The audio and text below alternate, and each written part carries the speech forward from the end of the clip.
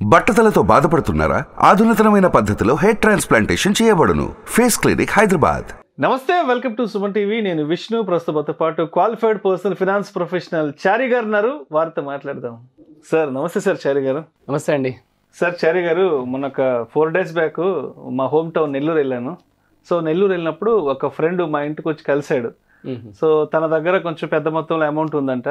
So Vishnu అంటే investment ఆప్షన్గా నేను second investment ఆప్షన్గా ఒక అపార్ట్మెంట్లో ఫ్లాట్ ఒకటి కొందాం అనుకుంటున్నాను. చుట్టుపక్కల పెద్ద ఎత్తున అపార్ట్మెంట్ కన్స్ట్రక్షన్స్ చేస్తున్నారు కదా.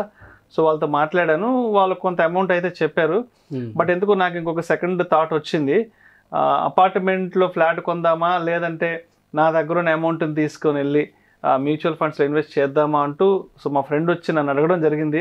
అంటే దానికి సలహా చెప్పేంతటి I'm not that much expertise కాబట్టి, సరే నా దగ్గర చాలా మంది ఫైనాన్షియల్ ఎక్స్పర్ట్స్ ఉన్నారబ్బా, వాళ్ళని అడిగి చెప్తా అన్నారు. మరి మా ఫ్రెండ్కి వచ్చిన సందేహాన్ని మీరు ఏ విధంగా పరిష్కరిస్తారంటారు?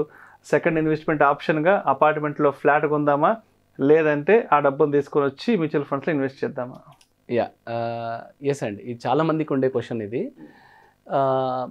ఓకే, అంటే మీరు అన్నట్టు ఫస్ట్ హౌస్, మనం ఫస్ట్ క్లారిటీ వ్యూవర్స్కి క్లారిటీ ఇవ్వాల్సింది ఏంటంటే, ఫస్ట్ హౌస్కి అసలు ఇబ్బంది లేదండి. If it is you know staying గురించి ఉంటాను, నేను ఉండడానికి ఉంటున్నాను అంటే అసలు అందులో దాన్ని మనం అసలు కంపేర్ చేయడానికే లేదు. It's not investment, it's need అవుతుంది అక్కడ. అంటే ఆల్రెడీ ఒక ఇల్లు ఉంది తనకి, బట్ సెకండ్ దాన్ని ఇన్వెస్ట్మెంట్ గా ట్రీట్ చేద్దాం అక్కడ మాత్రం డెఫినెట్ గా డిబేట్ స్టార్ట్ అవుతుంది. ఇప్పుడు సేమ్ ఇదే లాస్ట్ వీక్ మా ఫ్రెండ్ కాల్ చేశాడు. తనకు ఆల్రెడీ ఇండివిజువల్ హౌస్ ఉంది. మా పాపకు స్కూల్ దూరం అవుతుంది, ఆడుకోవడానికి ఇక్కడ ఎవరు లేరు, నేను అపార్ట్మెంట్కి వెళ్ళి ₹1 కోటి పెట్టి అపార్ట్మెంట్ కొనుక్కుంటాను, ఈ ఇల్లు అమ్మేసి నేను అక్కడ అపార్ట్మెంట్ కొనుక్కుంటాను. నేను అన్నాను, ₹1 కోటి కాదండి, 2 కోట్లు పెట్టి కొనుక్కున్నా ప్రాబ్లం లేదు ఉండడానికి. ప్లస్ మీ నీడ్, మీ రిక్వైర్మెంట్ వేరు. మీ పాప గురించి ఆలోచిస్తున్నారు, అక్కడ ప్లే గ్రౌండ్ గురించి ఆలోచిస్తున్నారు కాబట్టి 100% మీరు కొనుక్కోవచ్చు, ప్రాబ్లం లేదు. యాక్చువల్గా కంపారిజన్ ఎప్పుడు స్టార్ట్ అవుతుందంటే, నేను సెకండ్ హౌస్ ఇన్వెస్ట్మెంట్ అనేసరికి డెఫినెట్గా మనం కంపేర్ చేయాలి. ఇన్వెస్ట్మెంట్ అన్నప్పుడు కంపేర్ చేసే కదండి ఇన్వెస్ట్ చేయాల్సింది ఏదైనా.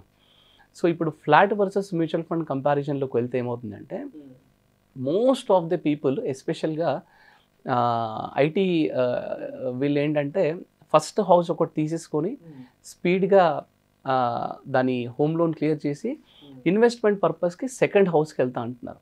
ఓకే, సెకండ్ హౌస్కి వెళ్తున్నప్పుడు వీళ్ళు చెప్పే ఆన్సర్ ఏంటంటే, నాకు హోమ్ లోన్ వస్తుందండి, హోమ్ లోన్ ఈజీగా వస్తుంది, అండ్ తర్వాత నాకు ఈఎంఐ కట్టుకోవడానికి నాకు రెంటల్ ఇన్కమ్ కూడా యాడ్ అవుతుంది కదా, నేను ఈజీగా ఒక 50% నేను యాడ్ చేసి ఈఎంఐ కట్టేస్తాను, అండ్ దీంతోపాటు నాకు ట్యాక్స్ బెనిఫిట్స్ కూడా వస్తుంది కదా అంటారు. ఓకే, ఇది బాగానే ఉందండి, కొంతవరకు వినడానికి బాగానే ఉంది. బట్ కొంచెం డీప్ అనాలిసిస్ చేయాలి. బేసిక్గా మ్యూచువల్ ఫండ్ అయినా, ఫ్లాట్ అయినా, ఇంకా స్టాక్స్ అయినా, వేరే గోల్డ్ ఇన్వెస్ట్మెంట్ ఏదైనా సరే, మనం లాస్ట్ వీడియోలో చెప్పుకున్నాం, 4 పారామీటర్స్తో కంపేర్ చేసి చూసుకోవాలి. ఒకటి, సేఫ్టీ ఉందా లేదా, రెండోది ఆ ఇన్వెస్ట్మెంట్కి ఫ్లెక్సిబిలిటీ ఉందా లేదా, మూడవది అది ట్రాన్స్పరెంట్గా ఉందా లేదా, అండ్ హైయెస్ట్ రిటర్న్స్ వర్కౌట్ అవుతుందా లేదా.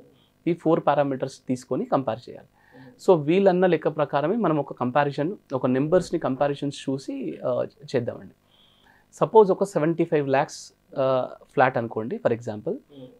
ఈ 75 lakhs రూపీస్ ఫ్లాట్కి మినిమం సైడ్ 20% డౌన్ పేమెంట్ అయితే వీళ్ళ పాకెట్లోంచి కట్టాలి. ఓకే, 75 lakhsకి 20% అంటే ఎంత?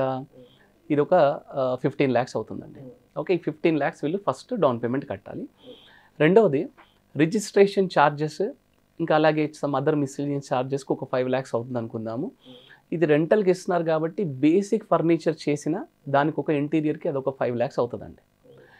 వీళ్ళకి హోమ్ లోన్ వచ్చినప్పటికి కూడా వీళ్ళ పాకెట్లోంచి మినిమంగా వీళ్ళు ఇన్వెస్ట్ చేయాల్సింది 25 lakhs. ఇది లంసమ్గా వీళ్ళు ఇన్వెస్ట్ చేస్తున్నారు. ఇది పక్కన పెట్టేసేయండి. దీంతో పాటు వీళ్ళు ఒక 60 lakhsకి హోమ్ లోన్ తీసుకోవాలండి. 60 lakhs హోమ్ లోన్కి అంటే 15 lakhs డౌన్ పేమెంట్ ఇచ్చారు కాబట్టి మిగతా 60 ఈ 60 బ్యాలెన్స్కి కనుక వీళ్ళు హోమ్ లోన్ తీసుకున్నారనుకోండి, @8% రిటర్న్ విత్ 20 years టెన్యూర్ అనుకుంటే approximately around 51,000 per month EMI వస్తుందండి 20 yearsకి. ఓకే, సో వీళ్ళు ఏం చెప్తున్నారంటే, నాకు రెంటల్ ఇన్కమ్ వస్తుంది కదా అని. 75 lakhs ఫ్లాట్కి రెంట్ ఎంత వస్తుందండి అప్రాక్సిమేట్లీ? మాక్సిమం ఒక 20,000 25,000 లోపలే, 20,000 అనుకుంది. 22,000 వస్తుంది అంతే. So 20,000 per month rental income వస్తుంది. సో మనం కట్టాల్సిందేమో 50,000, 20,000 ఏమో రెంటల్ ఇన్కమ్ వస్తుంది. సరే, ఇది తీసేద్దాం. దీంతో పాటు వీళ్ళకి ఇంట్రెస్ట్లో మనకు ఒక 30% ట్యాక్స్ ఏమవుతుంది అనుకుందాం, ఒక 5,000 రూపీస్ పర్ మంత్. సో ఇది కూడా తీసేద్దాం. 25,000 నాకు సేవ్ అవుతుంది అనుకుంటున్నాను. 25,000 నాకు పాకెట్లోంచి పడుతుంది 20 ఇయర్స్. ఓకే, మన పాకెట్లోంచి ఏమేమి పడుతుంది ఇక్కడ? డౌన్ పేమెంట్, రిజిస్ట్రేషన్ ఇవన్నీ కలిపి ఒక 25 lakhs పడుతుంది. ఎవ్రీ మంత్ 25,000 నేను పాకెట్లోంచి పెడుతున్నాను. ఈ రెండు గనక నేను ఫ్లాట్ కొనకుండా, ఈ బెనిఫిట్స్ నాకేం అక్కర్లేదు, ఇవన్నీ పక్కన పెట్టేసి ఫ్లాట్ కొనకుండా ఈ రెండు ఆబ్జెక్టివ్స్ని, మీ పాకెట్లోంచి వెళ్తున్న ఆబ్జెక్టివ్స్ని కనుక మీరు ఇన్వెస్ట్ చేస్తే ఎలా ఉంటుంది మ్యూచువల్ ఫండ్స్లో చూస్తే, ఈ ఫస్ట్ 25 lakhs 20 years ఇన్వెస్ట్మెంట్ చేసేసరికి again at the rate of same 12% return, దీని వాల్యూ కాస్త 2,41 lakhs అవుతుందండి. ఏది? Only 25 lakhs value. ఓకే, అలాగే ఈ 25,000 పర్ మంత్ ఉంది కదండి, అది ఎస్ఐపి, మీరు ఈఎంఐ కట్టకుండా ఎవ్రీ మంత్ ఎస్ఐపిలో పెట్టుకుంటూ వెళ్తే అది 2,49 lakhs అవుతుంది. అంటే అరౌండ్ 2.5 crore అనుకోండి. అక్కడ లంసమ్ ఏమో 2.4 అయింది, ఇదేమో 2.5 అయింది. అంటే అప్రాక్సిమేట్లీ అరౌండ్ 4.9 crore వర్కౌట్ అవుతుందండి, అరౌండ్ 5 crores. మరి మీరు అంటున్న 75 lakhs ఫ్లాట్ ఏదైతే ఉందో నెక్స్ట్ 20 yearలో ఎంతవరకు పెరగవచ్చు అనేది కనుక మనం కొంచెం కంపారిజన్స్ చూస్తే, ఫ్లాట్స్లో ఏమవుతుంది అంటే అండి, ఫస్ట్ 10 year గ్రోత్ ఫాస్ట్గా ఉంటుంది. ప్రొవైడెడ్ అది కొత్త అపార్ట్మెంట్ అవుతే ఫస్ట్ 10 year గ్రోత్ చాలా స్పీడ్గా ఉంటుంది. కొన్నిసార్లు 6-7 yearsలోనే డబుల్ అయిపోవచ్చు, కొన్నిసార్లు 10 yearsలో డబుల్ అయిపోవచ్చు. అరౌండ్ మీరు 75 lakhs తీసుకున్న ప్రాపర్టీ అరౌండ్ 1.5 crore అవ్వచ్చు. లేదా నెక్స్ట్ 10 yearsలో సాచురేషన్ ఉన్నప్పుడు కూడా ఇంకా 70 lakhs పెరిగింది అనుకుంటే అది 2 కానీ 2.2 crore కానీ అవుతుంది. కానీ 2 crore ఎక్కడ, 5 crore ఎక్కడ? సో మీరు ట్యాక్స్ పోయినా, రెంటల్ ఇన్కమ్ ఇవన్నీ తీసేసినా కానీ బేసిక్ కంపారిజన్లోనే నాకు మ్యూచువల్ ఫండ్స్లో 5 crores వర్కౌట్ అవుతుందండి. వేరాజ్ ఇక్కడ ఫ్లాట్ నాకు ఈ బెనిఫిట్స్ అన్నీ పోయిన తర్వాత కూడా నాకు ఓన్లీ 2 crore వర్కౌట్ అవుతుంది. ఓకే, ఇది. రెండవది, టెనెంట్స్ వస్తారు, కొన్నిసార్లు ఇల్లు పాడు చేస్తారు, అదొక ప్రాబ్లం. టెనెంట్స్ వస్తారు, కొన్నిసార్లు సడన్గా వెళ్తారు, ఇంకో టెనెంట్ రావడానికి చాలా టైం పట్టవచ్చు, డిపెండ్స్ అపాన్ ది లొకేషన్, అదొకటి. దానికి ఇంకా కట్టాల్సిన ట్యాక్స్లు అవన్నీ ఇవన్నీ, ఇది ఒక బోనస్ అనమాట ఇంకా ఇదంతా. సో ఇవన్నీ మనం కంపేర్ కూడా చేయట్లేదు. మనం అనుకున్న 4 పారామీటర్స్లో సేఫ్టీ ఉందంటే ఎస్, అపార్ట్మెంట్లో కూడా సేఫ్టీ ఉంది, మన మ్యూచువల్ ఫండ్స్లో కూడా సేఫ్టీ ఉంది ఒకటి. మరి ఫ్లెక్సిబిలిటీ ఎందులో ఎక్కువ ఉంది? మీరు అపార్ట్మెంట్ కోటి రూపాయలు ఉంటుందండి, ఆ ₹1,00,00,000 నేను విత్డ్రా చేసుకుందామంటే విత్డ్రా చేసుకోవడానికి కాదు, చూడడానికి నాకు ఆస్తి కనిపిస్తుంది అక్కడ, నాకు ₹1,00,00,000 ఆస్తి ఉంది, కానీ నేను విత్డ్రా చేసుకోవచ్చా ఒక 10 లక్షలు అంటే నా డబ్బులు నేను విత్డ్రా చేసుకోవడానికి లేదు, లిక్విడిటీ లేదు, ఫ్లెక్సిబిలిటీ లేదు. అండ్ ట్రాన్స్పరెన్సీ విషయానికి వస్తే ఏమవుతుందంటే, మీరు ఇక్కడ ఉంటే మేనేజ్ చేసుకోవచ్చు. ఐటీ ఎంప్లాయీస్ ఒకవేళ అవుట్ ఆఫ్ కంట్రీ వెళ్తే కొంచెం మేనేజ్మెంట్ అనేది కొంచెం డిఫికల్ట్ అవుతుంది. సో ట్రాన్స్పరెన్సీ కొంచెం తక్కువ ఉంది. అండ్ ఫైనల్గా రిటర్న్స్ ఎంత తేడా వస్తుంది చూడండి. 20 years తర్వాత ఒకవేళ అది 2 crore అపార్ట్మెంట్ అనుకోండి, మనకి అప్రాక్సిమేట్లీ మ్యాక్స్ టు మ్యాక్స్ చాలా ఎక్కువ సైడ్ వేసుకున్నా మీకు ఒక 75,000 రెంటల్ ఇన్కము, లేదా max to max 1 lakh rental income రావచ్చు, అంతకంటే ఎక్కువ రాదు. అది కూడా నేను చాలా ఎక్కువ సైడ్ చెప్తున్నాను.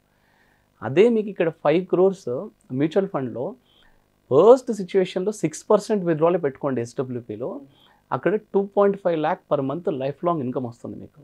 ఓకే, దాంతోపాటు మీకు ఇంకా మీ క్యాపిటల్ కూడా ఫ్లాట్ కంటే ఇంకా ఫాస్ట్గా గ్రో అవుతుంది. మనం ఎస్డబ్ల్యూపీ గురించి కూడా మనం లాస్ట్ వీడియోస్లో చూసాం.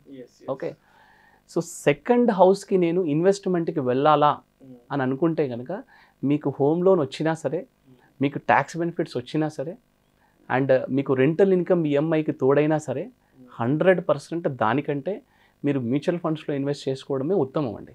It's very easy for you. Right, thank you so much Chari garu. Thanks అండి. నా ఫ్రెండ్ అడిగిన క్వశ్చన్ ఏదైతే ఉందో ఇంకొకటి చక్కని పరిష్కార మార్గాన్ని తెలియజేశారు. డెఫినెట్గా వీడియో వచ్చాక తనకు నేను లింక్ కూడా షేర్ చేస్తాను sir. Yeah, right, thank you so much Chari garu. Thanks అండి. థ్యాంక్స్. ప్రేక్షకుల విజ్ఞప్తి, mutual fund investments are subject to market risk. Read all the related documents and schemes carefully before investing. ఈ వీడియోలో ప్రస్తావించబడిన అంశాలు కేవలం ప్రేక్షకులకు ఒక అవగాహన కొరకు, ఇన్ఫర్మేషన్ కొరకు, ఎడ్యుకేషన్ పర్పస్ కొరకు మాత్రమే వీటి గురించి ప్రస్తావించడమైనది. పెట్టుబడులు పెట్టే ముందు మీ ఫినాన్షియల్ అడ్వైజర్ని సంప్రదించి మాత్రమే తుది నిర్ణయం తీసుకోగలరని మా మనవి. నమస్తే. సుమన్ టీవీలో మీ పర్సనల్ అండ్ బిజినెస్ ప్రమోషన్స్ కోసం కింది నెంబర్కి కాంటాక్ట్ చేయండి.